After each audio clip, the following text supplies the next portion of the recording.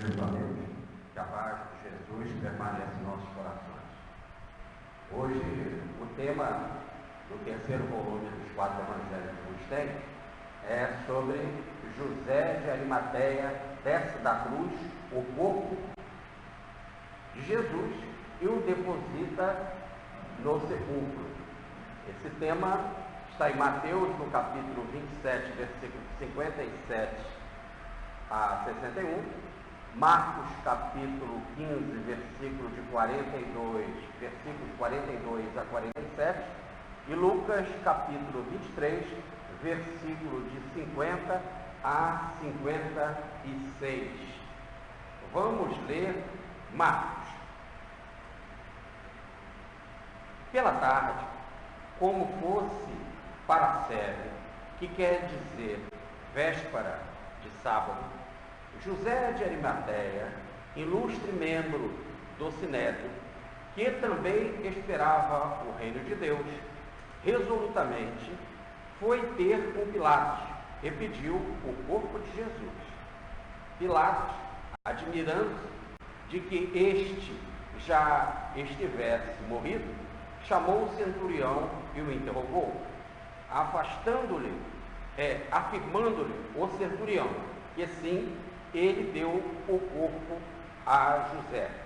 Este o tirou da cruz, o envolveu num lençol que comprara e o depositou num sepulcro que fora aberto na rocha.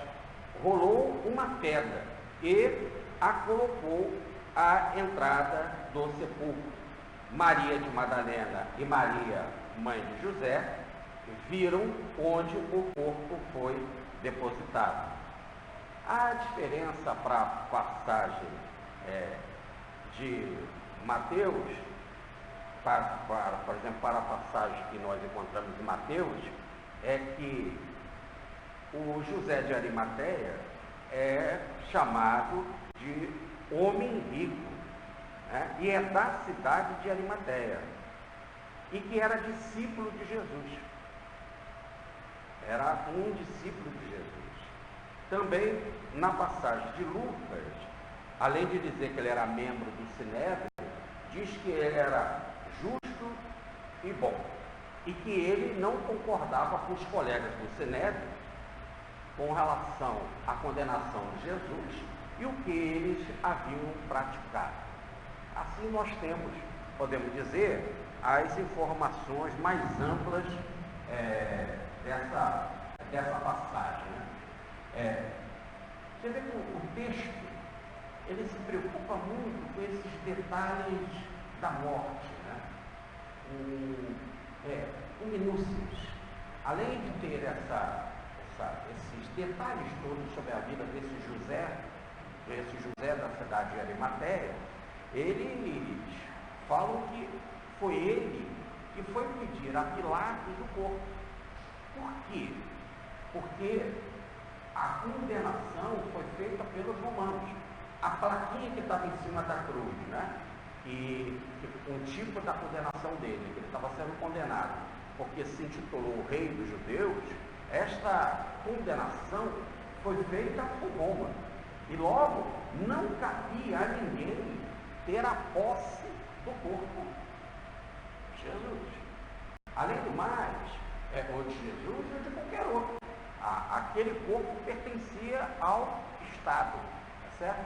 E era praxe ficar pendurado, para ficar sempre de exemplo lá o crime, o motivo do crime, até ser consumido pelos bichos, né? Pelas aves de rapina, e apodrecer por lá. Por isso que era feita essa crucificação, era feita as crucificações fora da cidade. Agora, um outro ponto é que os judeus, os romanos, sempre respeitavam muito os povos que eles dominavam. Não podemos esquecer que nessa grande virada da história, Roma fez um grande desenvolvimento para a humanidade, que foi o chamado direito romano, que ninguém devia ser condenado sem antes um julgamento prévio, por isso que Pilatos interrogou Jesus, né? E depois ele vai receber uma reprimenda, inclusive de Roma, vai ser um dos motivos para ele perder o cargo dele futuramente, porque ele viu que aquele condenado não tinha culpa e mesmo assim, lavando as mãos, deixou que ele fosse ser preso, no caso crucificado. Essa foi uma das arbitrariedades, mas Roma contribuiu com direito para a humanidade. E uma das regras é que ele respeitava o colorido religioso e moral dos povos que eles invadiram, né? Por isso que os judeus podiam normalmente ter a sua religião, cultuar a sua religião, os seus dias religiosos, sem nenhuma barreira. O que Roma queria era disciplina, né? Não podia ter aparato militar, o povo dominado, tinha de ter disciplina e pagamento dos impostos. Feito isso, o povo podia viver na mais perfeita ordem, né? Na mais perfeita harmonia, né? Com felicidade, a realização das suas ideias. Olha, repare então que o corpo, sendo condenado por Roma, pertencia a Roma. Mas os judeus não admitiam que o corpo ficasse pendurado na cruz, rompendo, passando por outro dia. Porque há uma passagem no livro de Deuteronômio que diz que aquele que é pendurado no madeiro, a terra fica amaldiçoada. Então, eles interpretando bem a regra ao pé da letra, eles não admitiam que isso acontecesse. Fora ainda, que tinha um problema, tinha que ter pressa ainda para crucificar, para enterrar o corpo de Jesus, porque era, como diz Marcos e Lucas, era o dia, como eles chamam aqui, da Paraicé. Em outras palavras, o dia da preparação do sábado. Ou melhor, quando se fazia todos os preparativos para comemorar o sábado. E que, como diz Lucas, olha que interessante, Lucas fala assim: eis que um varão de nome de José, membro do Sinédrio, homem justo e rico, que não assentira na resolução dos seus colegas, nem do que eles haviam praticado, né? Era filho de Arimateia, uma cidade da Judéia, e também esperava o reino de Deus. Foi ter com Pilatos e pediu o corpo, o tirou da cruz, envolveu-o num lençol e o depositou numa rocha. Era dia da Paraicé, ou seja, da preparação, e já raiava o sábado. Olha como é que está o texto. E já raiava o sábado. A gente usa muito essa expressão, já raiava o dia, é de madrugada, né? Mas não, no caso aí, o já raiava o sábado, era quando aparecesse na noite a primeira estrela no céu, ali era indicadora de que o sábado começou. Então o sábado começava ali à noite, por volta das 6 horas. Né? Então, eles já estavam nessa Paraicé, ou melhor, na preparação do sábado. Porque no sábado eles não podiam fazer nada, então tinha que preparar tudo com antecedência. E é interessante que se preparava com antecedência, e esse era um sábado especial. Por quê? Porque era o sábado que antecede a Páscoa também. Então, no caso, a comemoração da Páscoa. Eles estavam numa semana inteira de festas, porque as festas que comemoram a Páscoa. Tá certo? Então, nós estávamos numa Paraicé, ou melhor, num dia de preparação muito especial. Eu já contei aqui para vocês como é que acontece essa preparação. Eles têm que fazer toda a comida com antecedência. Até hoje é assim. Então, se você precisar fazer alguma coisa, tem que fazer na sexta. No sábado, você não pode nem acender a luz. Hoje é a luz elétrica, o computador da luz elétrica. Então, eu disse, para tudo. Eu fiquei no hotel que o elevador parou. A luz do banheiro escura. Eu não acendi, né? Bom, e a cidade é completamente vazia, tudo absolutamente fechado. E no café da manhã, a coisa foi botada 6 horas. Eles prepararam tudo. O outro dia de manhã, então no outro dia, estava tudo frio. Porque não podia nem botar, por exemplo, a torradeira para esquentar o pão. Porque é eletricidade, é energia, é trabalho. Eletricidade, energia é trabalho. Então era tudo frio, o leite era frio. Então eles esquentam antes. É uma loucura. Nós chegamos a ver casos, eu já contei aqui, que até a pasta de dente eles colocam antes na escova, porque a higiene pode. Mas colocar a pasta não pode. São detalhes assim tão simples, tão infantil, que até o papel higiênico corta-se antes. Porque naquele dia não pode, mas pode se limpar, mas não pode papel higiênico cortar. Aí você fala, mas isso é daquela época de Jesus? Não, é da agora. Nós fomos visitar em 2010. Passamos lá muitos dias. E nós vimos o que era um sábado. Não se fazia nada. O carro da ambulância e da polícia, né, bota gasolina por causa da emergência do corpo de bombeiro. O nosso ônibus já tinha colocado a gasolina um dia antes. Nessa para e serve. Então eles fazem tudo para preparar o sábado. Agora vocês imaginam naquela época, com eles se sentindo culpados de estarem sendo dominados pelos romanos. Hoje Israel é um país rico e não está sendo dominado por ninguém. Imagina aquela época, com a consciência pesada dos romanos estarem ali, deles estarem recebendo, especialmente naqueles dias, a visita de Pilatos. Então, essa cobrança religiosa das regras, das leis, é intensa. E então não podia o homem ficar pendurado no madeiro, porque isso significa, se ele morreu, ele tinha que sair, então ficar vivo. Se ele tivesse vivo, muito bem, mas se morreu, era uma condenação para a terra, era uma maldição. E por isso que Pilatos não negaria. Como também reza a história,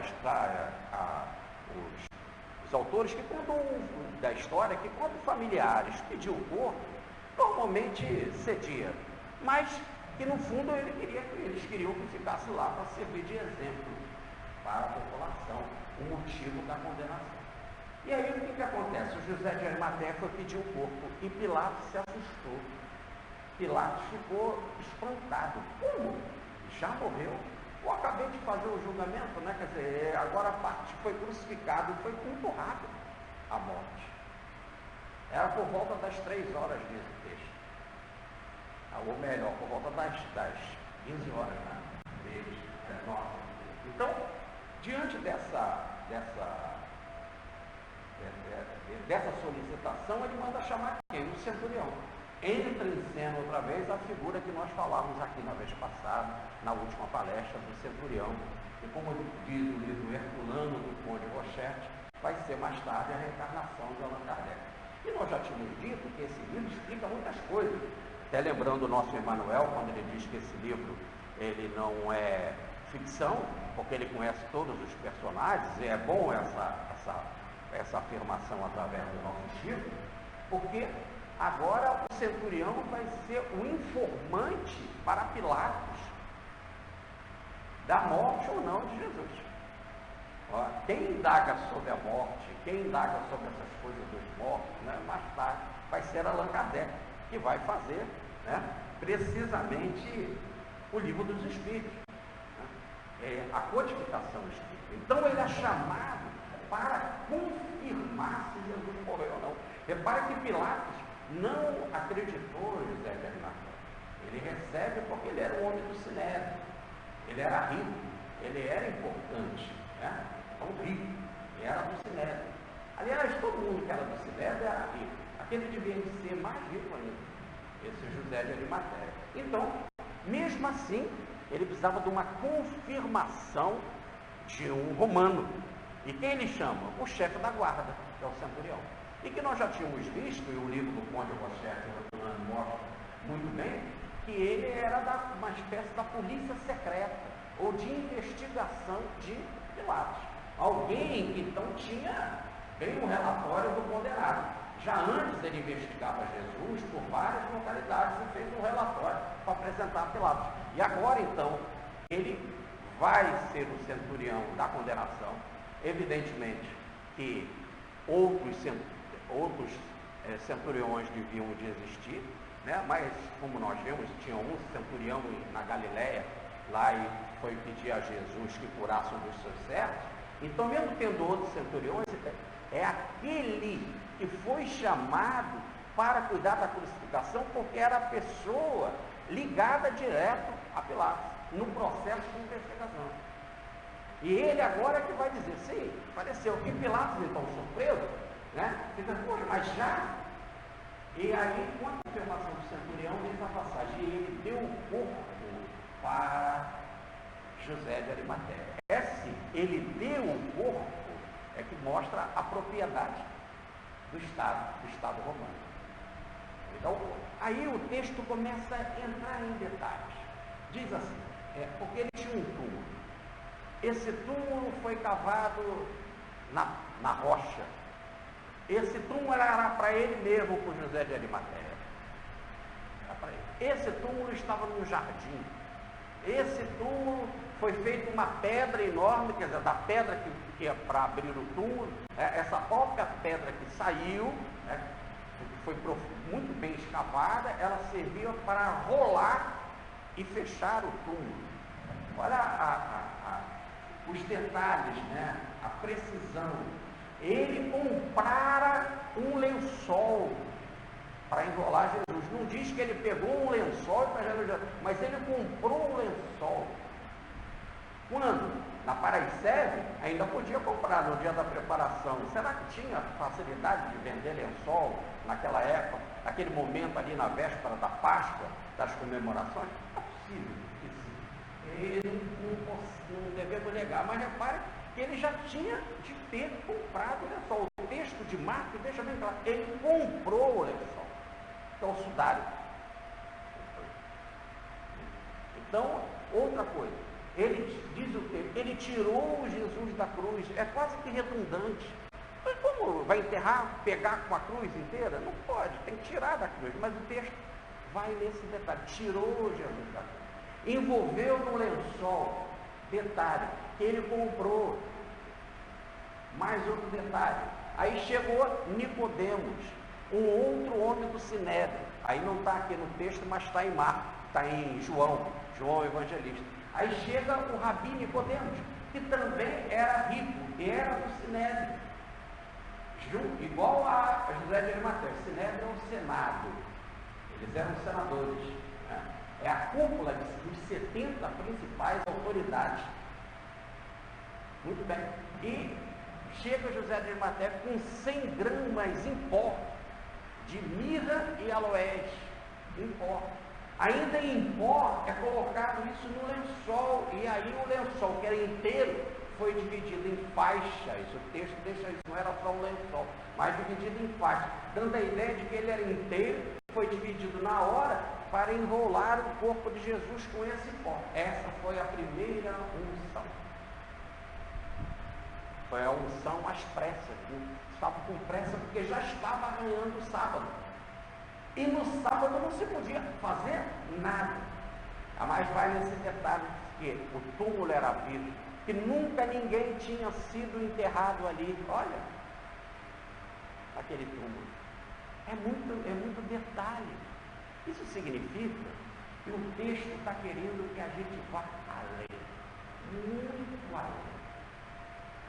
Vamos parar por enquanto, porque a informação é só essa. Né? O Pilatos cedeu, ele pegou o corpo, ele tira o corpo da cruz, envolve nos lençóis, lençol que ele havia comprado, quer dizer, em faixas desses lençóis, é colocado mirra e aloés, trazido por Nicodemos, e ele é colocado num túmulo que ele mandou escavar, um túmulo de pedra, numa rocha, né? E que nunca ninguém tinha sido enterrado lá, e que foi feito para ele mesmo, e que esse túmulo ficava no jardim. É só isso. A única coisa que a gente fica presa é com essa quantidade de detalhes sobre a morte, essa informação minuciosa. Tudo isso para preparar algo que vai ser maior, que vem para frente, que vai ser a ressurreição de Jesus. Inclusive termina os textos dizendo que Madalena e a outra Maria, e aí define Maria, mãe de José, mãe de Tiago, ou em outras palavras, a Maria, mãe dos primos de Jesus, irmã de Maria, todas elas viram para onde o corpo foi. Elas viram. E aí nós vamos ver na próxima apresentação, ou na próxima palestra, que elas vão preparar agora sim a segunda unção. Que a unção era a unção como rezava a tradição. Aí elas vão para casa, vão preparar essências, porque diz o texto de Lucas, um detalhe precioso, dizendo assim: era dia da Paricebe, ou seja, dia da preparação, e já raiava o sábado. As mulheres que desde a Galileia acompanhavam Jesus, nós já falamos disso, está em Lucas, no capítulo 8, versículo 3, várias mulheres acompanhavam Jesus desde lá da Galileia, as suas terras da infância, e aonde que ele começou a missão. As mulheres que acompanhavam ele desde a Galileia, que acompanhavam Jesus, seguindo José, viram o sepulcro e que o corpo daquele fora ali depositado. De regresso, ou é melhor, regressando para casa, prepararam aromas e bálsamos, depois que passaram o sábado sem fazer coisa alguma, como mandava a lei. Então elas foram para casa e foram preparar isso na madrugada. Já tinha terminado o sábado. E aí então diz o texto que bem cedo no domingo, porque a ideia era fazer essa unção do corpo de Jesus, a segunda unção, com calma, com limpeza, com lavagem, no dia imediato, mas só que o dia imediato era Páscoa, era sábado, e sábado não podia fazer nada. Então, diz o texto aí que nós vamos ver na próxima vez, que no domingo, bem cedo, antes do sol nascer, aí elas foram no sepulcro para fazer a unção de Jesus, e vão ter a surpresa do túmulo vazio, né? Jesus ressuscitou. Mas muito bem. Então, e aí a gente fica claro essa coisa dos 3 dias. Ele passou 3 dias, um pedaço da sexta, um pedaço do sábado e no domingo. Ele aparece aí forma os 3 dias. Tudo bem? E o texto só fala nisso. Então vamos parar aqui um pouco e vamos para a figura de José de Arimateia. Essa tradição, que ele, por solicitação do apóstolo Filipe, um dos 12, repare que ele era discípulo de Jesus, mas ele não era apóstolo, há uma grande diferença, né? Quer dizer, ele era um simpatizante, alguém que seguia os ensinos de Jesus e ajudava de alguma forma a divulgação da mensagem, mas não era os 12 apóstolos. A pedido do apóstolo Filipe, essa tradição, que foi dado a ele no ano de 63. Ora, o que acontece? No ano de 62 a.C., no ano de 62 depois de Cristo, Tiago, que dirigia a casa do caminho, foi executado, morre. No ano de 63, então, a casa do caminho cada vez mais precisava ir mundo afora fazer a pregação. Toda aquela região da Ásia e já chegando à Europa, já estava sendo fecundado por muitos, como Paulo de Tarso, né? Como o apóstolo Pedro, etc. Tomé, essa tradição, foi para a Índia, outros foram para muitos pedaços da África, etc, etc, como foi o caso de Matias. Mas Filipe pediu para José de Arimateia ir para a Grã-Bretanha. Então aí toda a tradição de José de Arimateia na Grã-Bretanha. E precisamente lá tem muita, toda aquela região da Grã-Bretanha, né, que é mais do que a Inglaterra, toda aquela região há muitas tradições, histórias e lendas ligadas a José de Arimateia, que formou um discipulado em Glastonbury. E lá, então, na Inglaterra, é que vem toda a tradição da Távola Redonda, do rei Arthur, dos cavaleiros da Távola Redonda, e toda a tradição do Santo Graal, ou do Graal, né? Que é o cálice que reza a tradição. O José de Arimateia apanhou o sangue de Jesus que pingou na cruz. Bem, e ele usou a taça que foi utilizada na Santa Ceia, na quinta-feira. E com essa taça, ele recolhe o sangue de Jesus.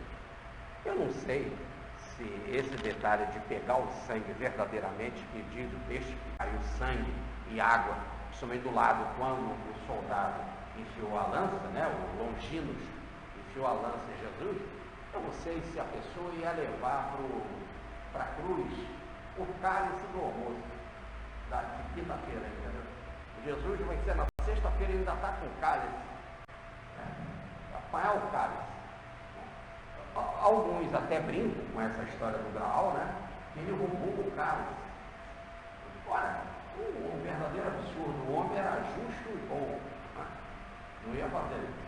É que também a tradição fala que quando foi ser preparada a casa para Jesus antecipar a Páscoa e comer o cordeiro pascal como ele comeu com os apóstolos, foi num cenáculo, numa casa muito bem preparada, com mobília, e essa casa de José da cidade de Arimateia.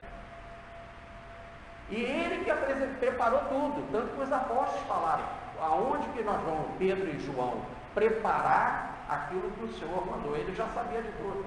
Arrumou o local, preparou, arrumou o servo, mandou arrumar tudo, e tudo então, os cálices e tudo aquilo que foi utilizado, né, os recipientes, as travessas, e tudo pertencia à casa dele mesmo, que nós tivemos a oportunidade de visitar lá em Israel. Então o cálice era dele mesmo. Agora, por que diz que o cálice do sangue do Cristo? Isso é verdade. Foi isso que aconteceu na quinta-feira, quando Jesus pegou o cálice e disse, né? Esse é o cálice do meu sangue, o sangue da nova e eterna aliança, que será derramado por vós. Então, esse é verdadeiramente o meu sangue. Tomai e bebei todos vós. Ora, com isso então fica estabelecido que era sangue de Jesus, mas não aquele sangue que foi derramado na cruz. O cálice em si ainda guardava um pouco, ou melhor, pelo menos o vinho era tomado todo, e a tradição de se beber o cálice todo e não deixar na taça, né? Eu gosto muito dessa tradição. Então, essa tradição de beber todo o cálice, e a regra eram 4 cálices, essas 4 taças de vinho na Páscoa, e eles então, ao beber todo o cálice, mas o cálice ficava com sangue, ou melhor, com vinho. E o Cristo diz no símbolo que aquele vinho é o seu sangue, o sangue do meu povo. Tá certo?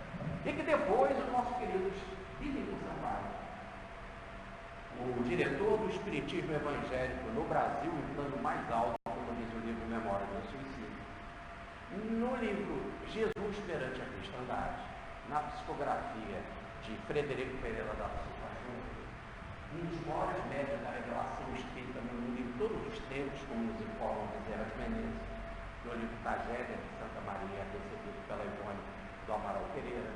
Nesse livro, Jesus perante a Cristandade, ditado na frente de Bezerra de Menezes, ditado na frente do Dr. Bezerra, que acompanhou todas as sessões em que esse livro foi ditado, porque ele foi ditado pelo sonambulismo, ou melhor, pela psicofonia. E o Pedro Saião é que anotava todo o discurso. O Pedro Saião é filho do Antônio do Saião, que dirigiu os trabalhos. Então, na frente do Dr. Bezerra, na frente de todo o grupo Ismael, numa reunião à parte, exclusiva, Bittencourt Sampaio se manifesta. E até um crítico literário na época, Pedro Teiró, vai dizer assim: senhor bispo, conheço o estilo de Bittencourt Sampaio, que era um grande escritor na época, conheço bem o estilo dele. Cuidado, porque ele de volta vai levar as suas ovelhas, né? As ovelhas do catolicismo, porque é o Bittencourt de volta. E aí o Bittencourt vai dar um detalhe interessante, dizendo que o corpo de Jesus, materializado, foi materializado com uma substância super especial, principalmente usando da flor, da vide e dos trigais, para desta essência tirar a substância para a materialização do corpo dele.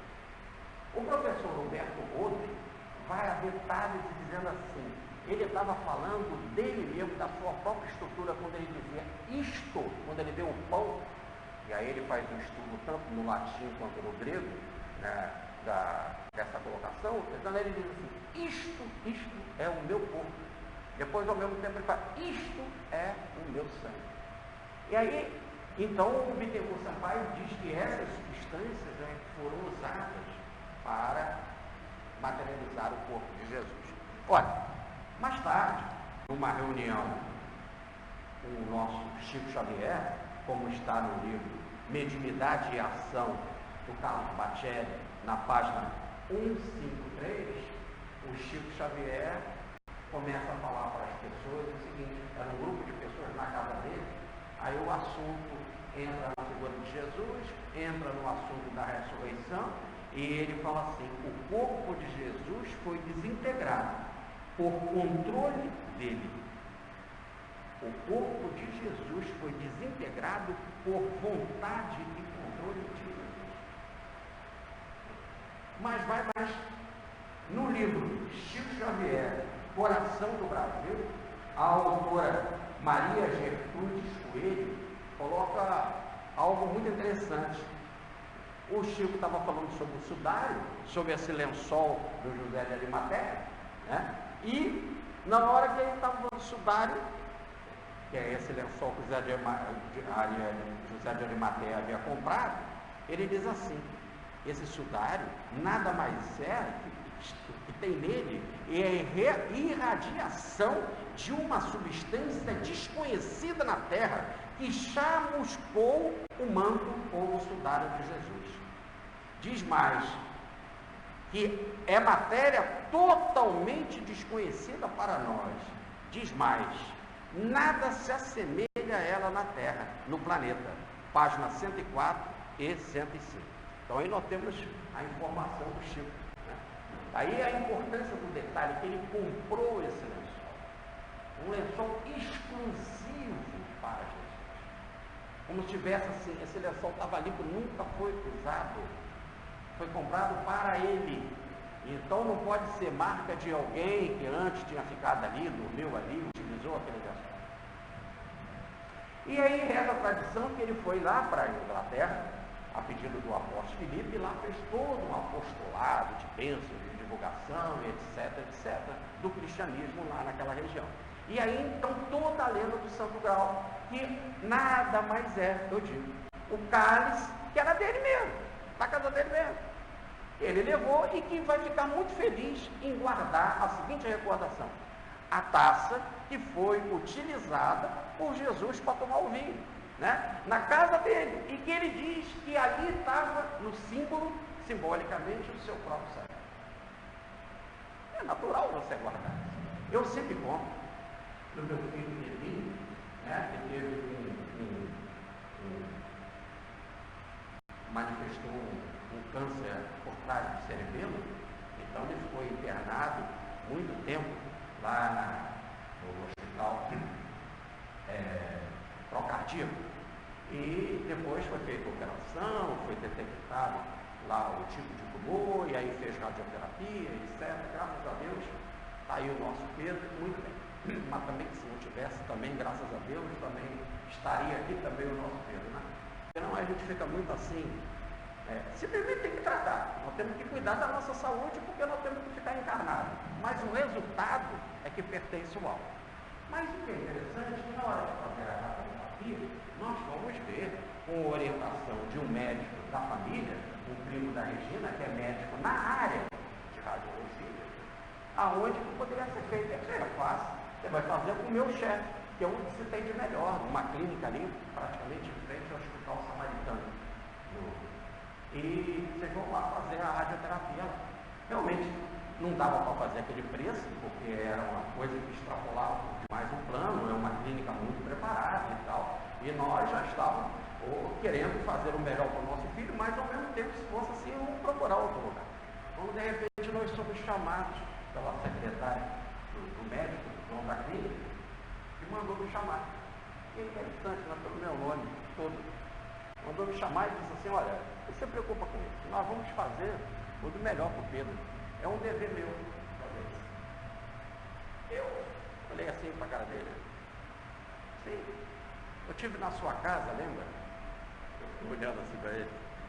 Eu queria dizer que também não lembro, porque ele já tinha feito o preço, né? Você diz que não lembra, fica mal assim, né? Então, diante dessa situação, ele me contou. Realmente a nossa casa foi emprestada para médicos do INCA para fazer uma solenidade, uma festividade de fim de ano. Nós emprestamos a nossa casa de Petrópolis. Eles utilizaram a sala, a piscina, churrasqueira, foi feito lá um churrasco. Não sei se naquela época tinha sal, estou falando assim, mas eu não sei. Mas utilizaram a estrutura da casa e fizeram uma festa. E eu fui. Até a Regina falou, mas você vai na festa? Eu emprestei a casa, mas não quer dizer que a casa não é minha, não. Eu vou lá, eu tenho direito também de pegar um pedacinho de carne, comer, por que não? Ficar lá com eles, conversar, bater papo. Mas é porque você emprestou, é uma coisa pessoal? Não, é pessoal nada, a casa é minha. Eu não emprestei para eu sair da minha casa, eu emprestei para eles participarem, né? Vamos ficar juntos. Olha, foi assim. Eu bati papo com ele, eu não me lembro. E aí ele foi embora. E na hora que ele foi embora, ele me deu um cartão. Ele falou assim, tem coisa que deve se fazer.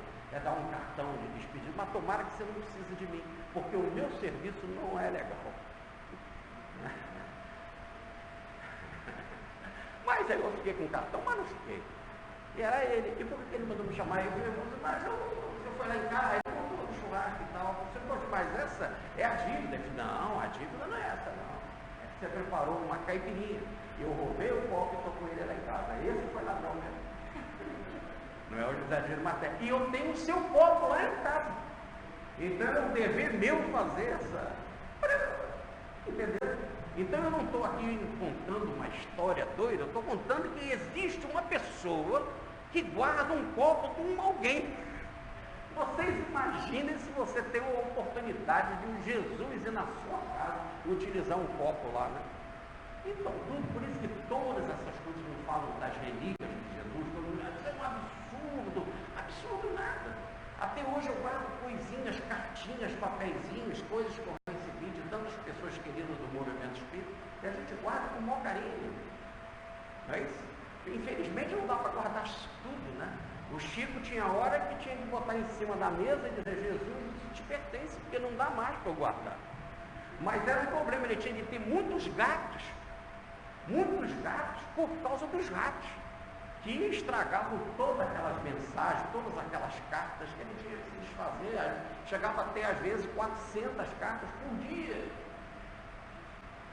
E que ele fazia questão de responder todas. E como ele só tocava, ele já sabia o conteúdo perigoso que as pessoas tinham de abrir, cortar, aquela coisa toda. Eram os ajudantes dele, né? Ele já sabia, essa carta é para cá, essa para lá, essa de tal assunto. Ele só em tocar a carta, ele já sabia. Aliás, esse tipo de mediunidade tem no livro, tem na revista espírita de Allan Kardec, evidentemente depois da desencarnação de Allan Kardec, e a médium Emílio Polion, a mesma que recebeu os 4 evangelhos de Agostinho, conta um caso de uma pessoa que ela conheceu na década de 60 e tinha esse tipo de mediunidade. Segurava um livro, dava para ele e falava, fala que está na página 270. Ele dizia que estava na página 270. Agora, esse tipo de mediunidade é a mesma que o Chico tem. Então, o José de Arimateia foi para lá e levou esse cálice de Jesus para ser guardado com muita alegria. Por isso, todas as lendas. Da onde que vem as lendas? Da cabeça das pessoas? Sim, quem conta um conto, aumenta um ponto. Conversa menor dúvida. E por isso as muitas lendas, cada uma acrescentando um detalhe. Mas qual é a raiz? A raiz é José de Arimateia, que ele era rico, essa é a raiz. que ele estava lá na Inglaterra e que ele tinha um cálice, e que nesse cálice é o sangue de Jesus. Que é o que gerou todos esses filmes aí, extraordinários, etc., que fizeram tanto sucesso, e que até hoje está lá. Então esse é o nosso José. E quem é esse José? Vamos lá.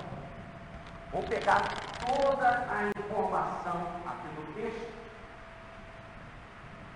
para a gente ter uma ideia. Então, o nome dele era José. A segunda informação, ele era de Arimateia. Essa é a outra informação. Depois, ele era rico. Essa é a primeira, a segunda informação. A terceira informação é que ele era ilustre membro do Sinédrio.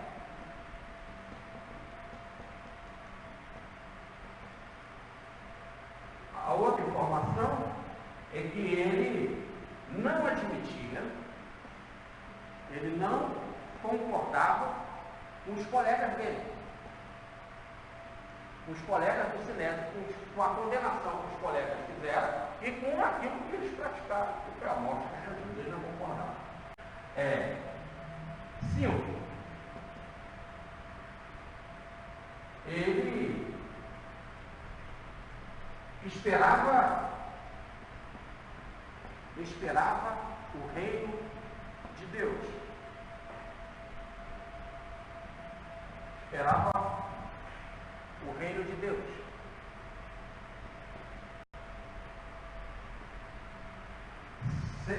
6. Ele era discípulo do Cristo, as ocultas. Esse oculta está no Evangelho de João, no capítulo 19, versículo 38. Ele explica por quê. Por causa dos outros do Sinédrio, que ele escondia, para ele não ser perseguido. Então ele era discípulo às ocultas de Jesus. Vamos ver se faltou alguma coisa. E por fim, 7. Ele era justo e bom.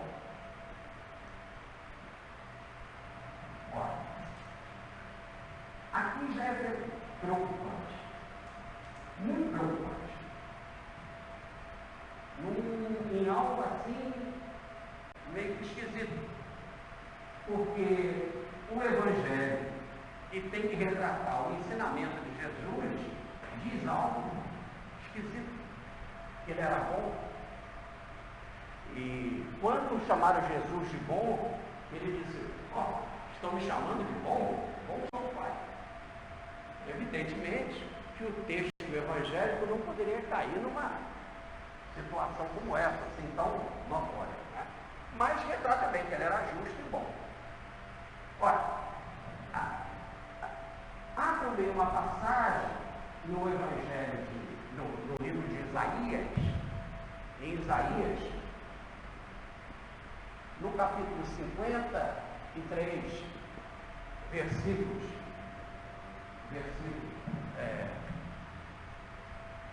9, no versículo 9, que diz o seguinte, Isaías, que quando o ungido, o rei ungido, morrer, ele estará junto com o rico. Então esse detalhe de Isaías, grande profeta, se não tivesse aparecido ali José de Arimateia, não tivesse recebido a informação de que ele era rico, nós não íamos fechar essa profecia de Isaías. Ele diz que ele, na sua morte, o ungido, o Cristo, a palavra ungido é Cristo, o ungido, o Cristo, estaria junto ao rico. Era o caso dele. Muito bem. Informação redundante. Como é redundante que ele, para enterrar Jesus, tirou ele da cruz? Não precisava entrar nesses detalhes. Também é redundante dizer que ele era rico. Se ele era do Sinédrio, no Sinédrio só tinha ricos. Tudo bem? Tinha rico. Então, é uma informação redundante, mas ela faz a ressalva para se encontrar acontecer isso aí. Outra coisa que é surpreendente é que são 7 passos. E 17 passos, né? E cada um diz uma informação. Todos dizem que ele era de Arimateia, mas um diz que ele era rico, e não diz que ele era membro do Sinédrio. Um diz que ele era justo e bom, mas não diz que ele era rico, e assim vai. Então cada um vai dando uma informação, e essas informações fecham no número 7. Logo, em 7 virtudes dele, em 7 informações. Então é para a gente ficar também aqui. Uma outra informação, eu acabei de ver agora, eu pedi para o Rogério olhar para mim na internet, e o Rogério olhou e nós vimos lá aqui em Mateus, no capítulo 19, no capítulo 1, versículo 19, diz que José era justo. Mas esse José, que era justo, é o José marido de Maria. Era marido de Maria. Né? E diz que esse José, que era justo, ele era carpinteiro.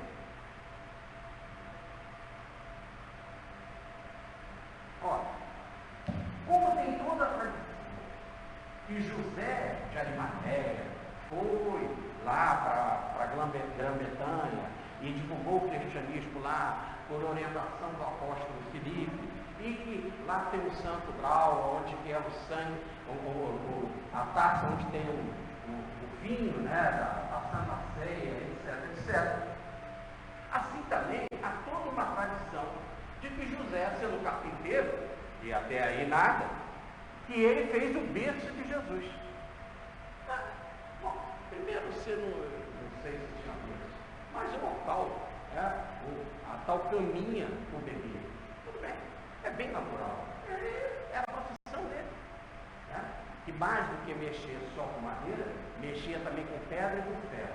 A palavra que se traduz por carpinteiro no original grego é um construtor, que também mexe com madeira, com ferro e com pedra. Tudo bem? Não só carpintaria. Mas então é natural que ele tenha feito o versículo de Jesus, né? ou a caminha lá com o menino. Ela também é, agora, o que mais fala em vários evangelhos sinóticos, né? Em vários livros que contam a vida de José, que também foi com a madeira limpa por ele, que foi feita a cruz. Aí é demais, né? Mas, tudo bem, mas eu sou nós, mas dizendo o que a tradição fala.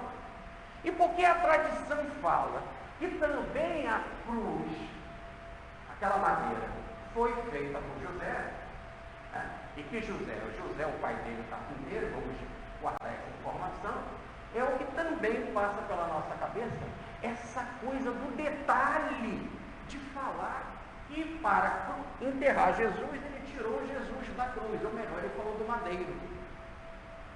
E o que é interessante, que apesar de serem Josés diferentes, né? José diferente, um não era rico, o outro era, e um era da Judéia, porque a Arimateia fica na Judéia, né? A palavra é Ramá, que no latim é que a gente puxa para Arimateia. Ramá ficou Arimateia. E que é local desconhecido, fica na Judéia, mas que ninguém sabe ainda arqueologicamente onde fica essa cidade. Ainda não foi feita escavação e encontrado ela. Há suposições e tal, mas suposição não é verdade histórica, arqueológica, de pesquisa. Né? Muito bem. E o que o texto diz, e isso é verdade, que a vida de Jesus começa com José, que protegeu ele, que não era o pai, mas que protegeu, cuidou do menino, amparou até para fugir da morte do Herodes, lá das criancinhas, né? E até proteger, ele é o protetor da família,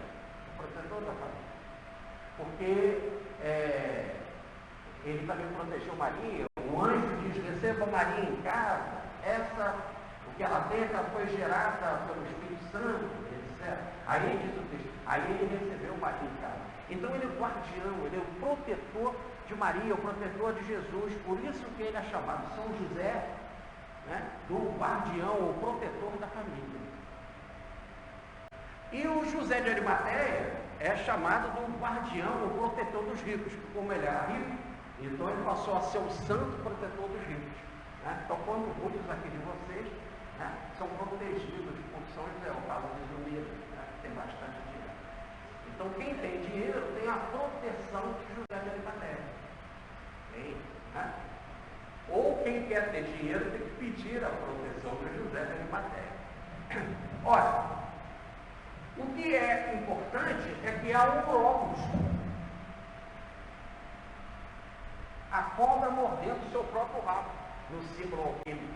O Evangelho começa com José e termina com José. Toda vez que se fala em madeira, né, o início, quem cuidou do Cristo no início, foi José.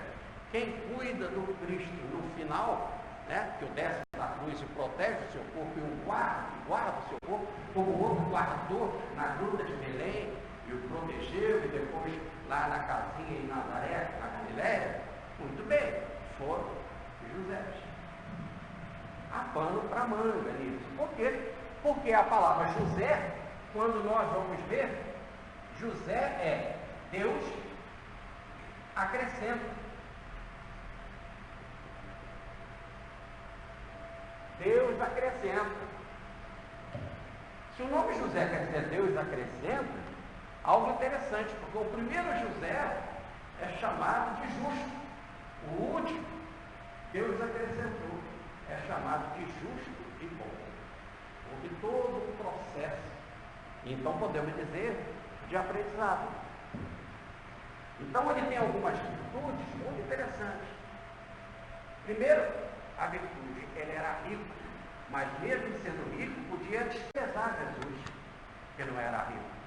Além, né? E ele podia despesar Jesus. Para quê? Isso vai, mas ele usou a riqueza dele para ir para a Inglaterra, depois mais tarde, para a divulgação do cristianismo. Ele também podia, como rico, não está nem ligando para a necessidade do condenado, pobre que já ia ser condenado, mas se preocupou em comprar um lençol, um túmulo tão importante, escavado na pedra, uma obra de arte, uma coisa cara. Ele deu o túmulo dele, que ele diz lá que era para ele. Ele deu para Jesus. Né? Então mostra essa generosidade do rico. Outra coisa é que ele era membro do Sinédrio. E se ele era membro do Sinédrio, ele estava entre os 70 mais importantes de todo Israel. E mesmo assim, são tão importantes, são tão poderosos, não é isso? Mas gostam de Jesus. Um outro ponto, que ele discordava dos colegas dele. O que os outros fizeram no Sinédrio, não só ele, mas também o Rabi Nicodemos, né? Ele discordava. E não é fácil.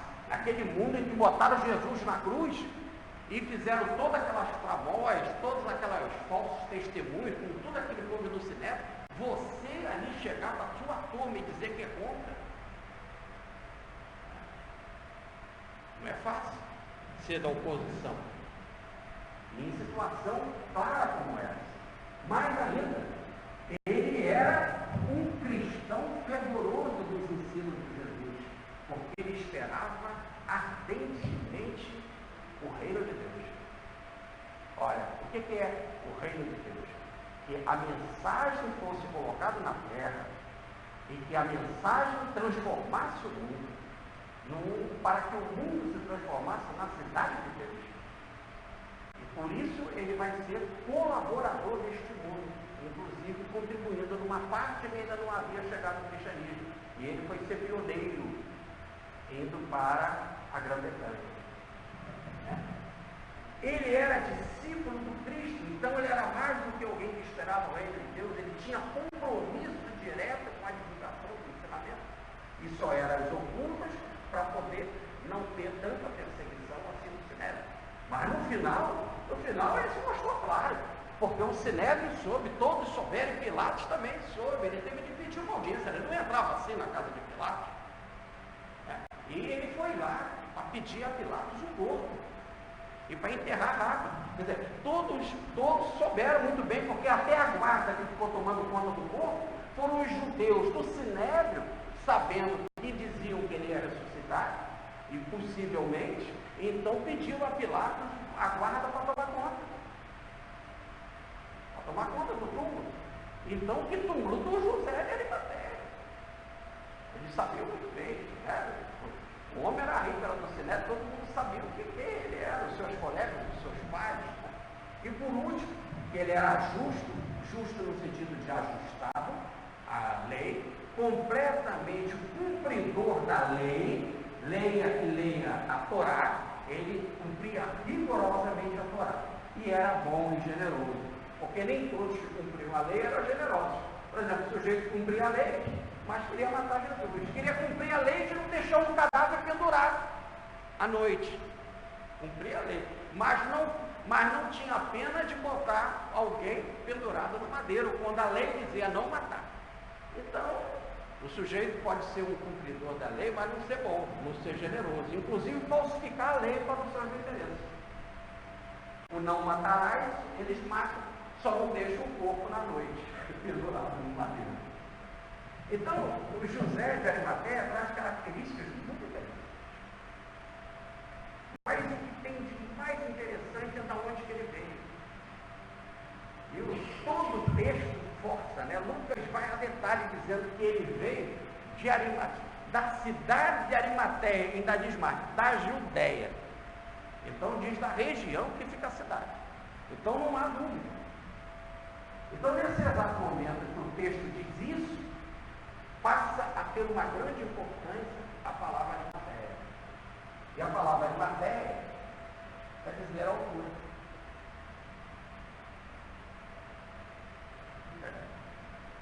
Agora ele veio do alto, ele era rico, ele era um senador, ele não concordava com os seus pares, com os seus colegas, as atitudes dele, ele esperava a terra transformada, ele esperava o reino de Deus, né, a mensagem de paz escondida na terra. Ele era discípulo do Cristo, ele era justo, ele era bom.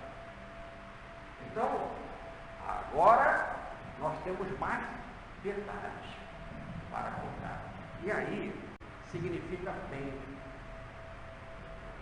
A coisa fala assim, com tanta insistência, que é bom a gente ficar atento. Peguemos aqui Marcos, por exemplo. E o tirou da cruz e o envolveu no lençol que comprara e o depositou no sepulcro que fora aberto na rocha. Rolou uma pedra e a colocou à entrada do sepulcro. É detalhe de detalhe.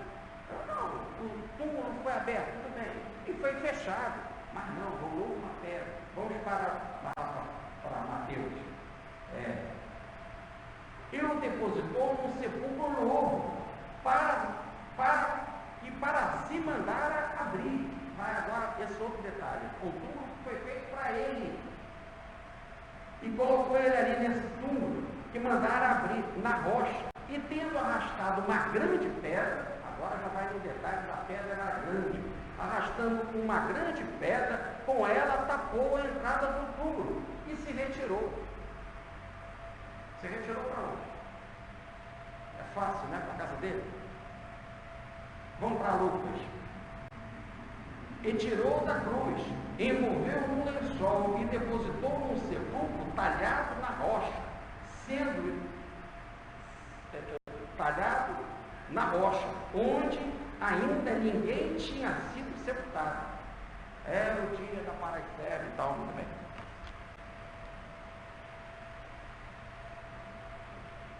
Toda a tradição judaica, ela vem do Egito. Ela vem do Egito. E o livro principal do Egito, que é um livro que, de alguma forma, a gente aprendeu alguma coisa sobre ele lá na escola, lá quando estava fazendo os primeiros estudos da história universal, todos passamos por isso, é o livro dos mortos. O livro dos mortos, que é dito que é o primeiro livro escrito da humanidade, não é o primeiro livro da humanidade, é o o primeiro livro com escrita da humanidade. E o que o livro dos mortos fala? Olha o próprio nome, dos mortos. Né? O que ele fala nesse livro? Fala da preparação toda para a morte. Aí a construção dos túmulos, todo o ritual que deve haver da morte, que vai se passando por vários tempos e fazemos vários preparativos, tá certo? Até o sujeito então ser enterrado. Aí o processo da mumificação, como é que é, os alimentos que são colocados no túmulo, da retirada de todas as tripas e todas as coisas internas, né? O processo da mumificação, e assim vai. O livro dos mortos é grosso, é grande, né?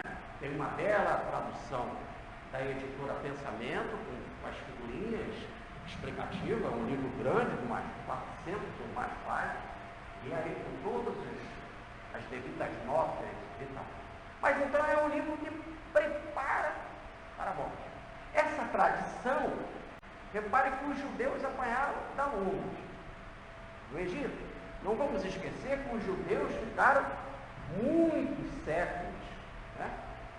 Por mais quase 300 anos exilados ou escravizados no Egito.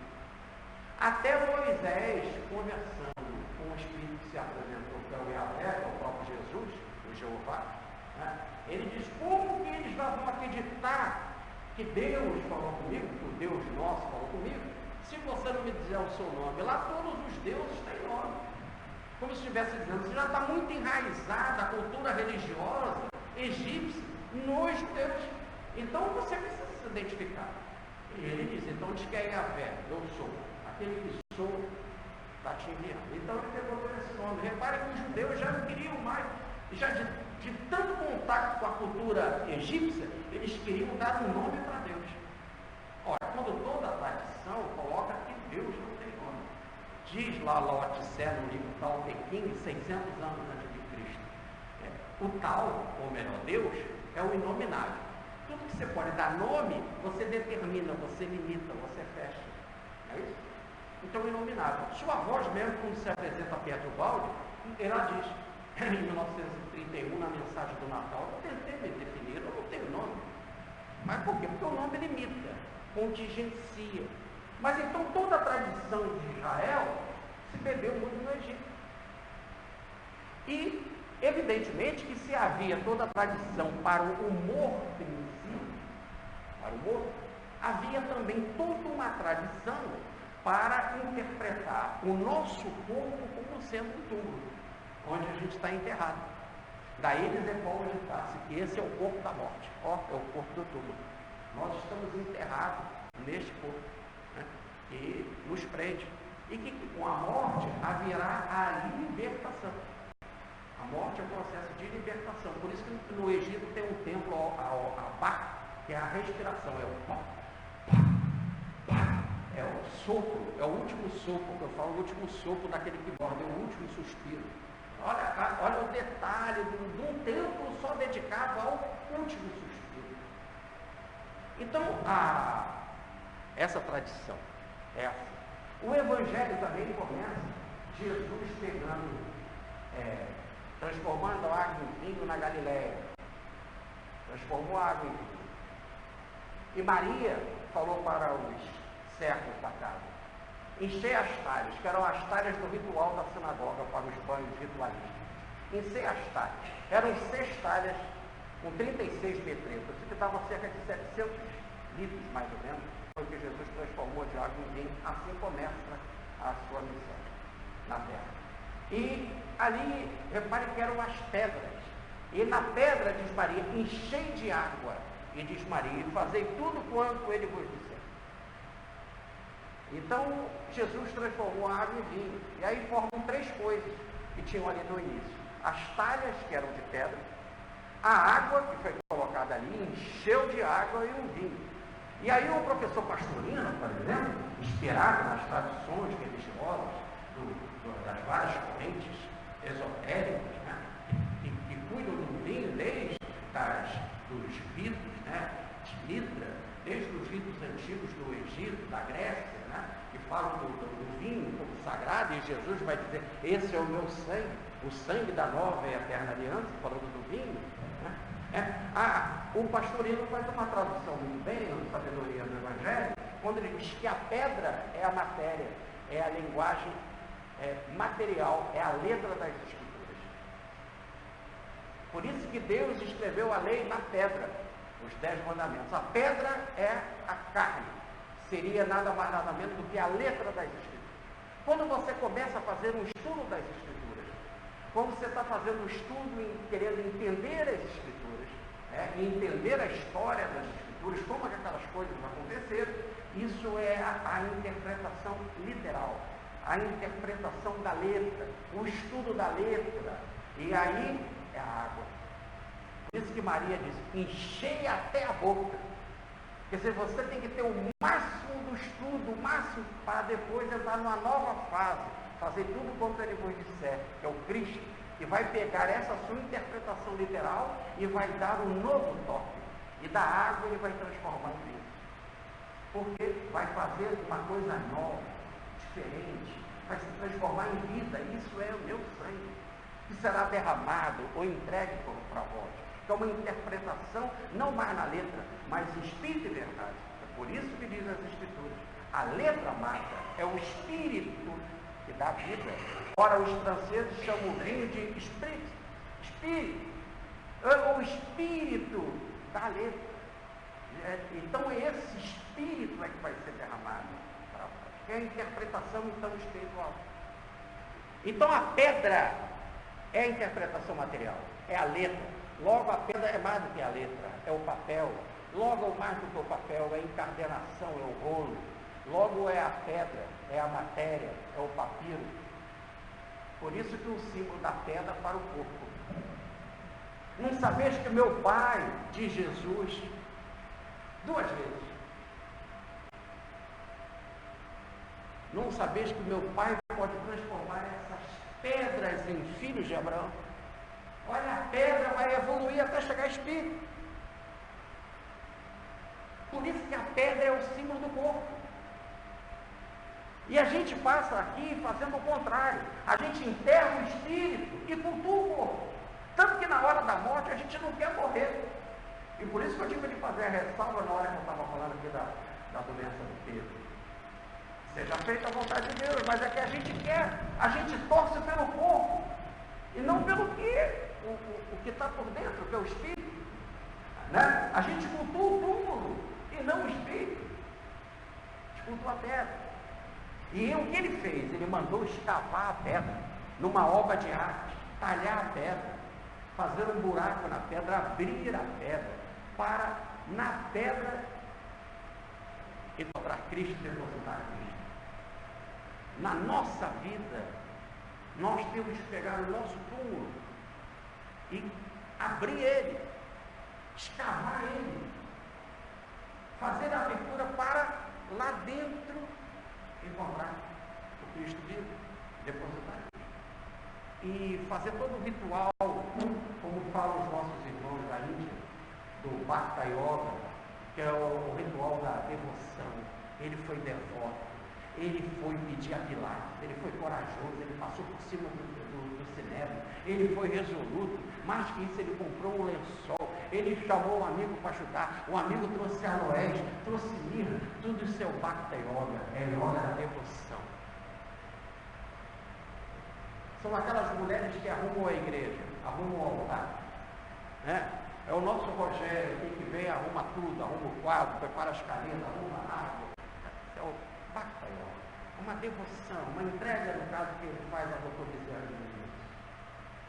É isso, essa devoção. Arimateia fez isso tudo. Foi extremamente entregue a Cristo, corajoso, firme, não mediu esforços para estar com Cristo. Antes ficava até as ocultas, para poder ficar com Cristo.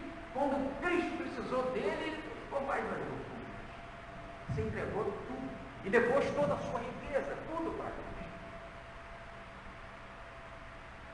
Por isso que dá um passo nas Escrituras, dizendo que mais que justo, ele era bom. Por isso que diz o texto, a palavra José quer dizer, Deus acrescenta. E acrescentou tanto na vida dele, tanto. E ele ganhou o título de bom, de unidade divina. mas é porque ele já era dessa altura, não. Arimateia era a altura. Então, ele entra em si mesmo. Quando ele abre o túmulo e coloca Cristo lá, ele fecha com uma pedra e se retira. Mas aí eu perguntei, se retirou para onde? Para a casa dele? Não, para o túmulo. Ele mandou fazer um túmulo para ele. O túmulo era dele. O túmulo era dele. Então ele se retira. A ideia de se retirar para dentro de si mesmo, foi um processo de meditação, de mergulho dentro de si. Por enquanto você não mergulha dentro de você mesmo, selada a pedra, fechada a pedra, é fechar todos os sentidos do corpo. São as janelas do corpo. As janelas do corpo são os sentidos: tato, olfato, audição, paladar e visão. Essas são as janelas. Você botando a pedra, você fecha tudo. E ele se retirou para lá. E aí só assim que vai ser o próximo passo. Ele vai encontrar agora, mais do que tudo, o Cristo. Tá certo? E vai ser detentor nada mais do que a taça do sangue do Cristo. Como é a tradição, pertence a Arimateia, o Santo Graal, ou o Santo Graal. Ou melhor, a taça de Jesus. O que é a taça? A taça da ideia de útero. Onde que ali naquele útero, né? E aí é o mesmo origem da palavra é essa, do vaso, do útero, né? Onde você vai receber os filhos. Que é o sangue de Cristo, que é a nova vida em Cristo, que o Cristo vai chamar, não aquela aliança, mas uma nova aliança, um novo patamar de vida, completamente arimateia, ou completamente das alturas. Uma nova criatura em Cristo. Se é uma nova criatura, tem que ter um novo sangue. Agora não é mais dele. O que ele guarda na taça que pertence a ele, não mais o sangue dele, o sangue de Cristo. Bebeu tanto de Cristo, comeu tanto de Cristo, e agora, e disse Jesus, façam isso, este é o meu pão, o pão vivo que desceu dos céus. Ele comeu do Cristo, comeu a doutrina do Cristo, comeu a mensagem do Cristo, e podemos dizer, à semelhança de Paulo, ele guardando essa taça do Cristo, ele poderia dizer, já não sou eu mais que vivo, é Cristo que vive em mim, corpo, pão e vinho, corpo e sangue, mensagem do Cristo e essência espiritual de Cristo. Muita paz, fique com Deus.